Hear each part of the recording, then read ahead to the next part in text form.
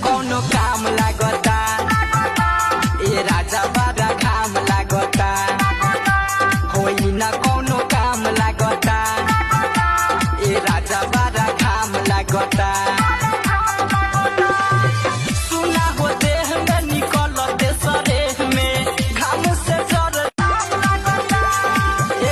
होई न कोनो काम लागता ए राजा बड़ा घाम लागता होई न कोनो काम लागता ए राजा बड़ा घाम लागता सुना हो देह में निकलते सरेह में घाम से जर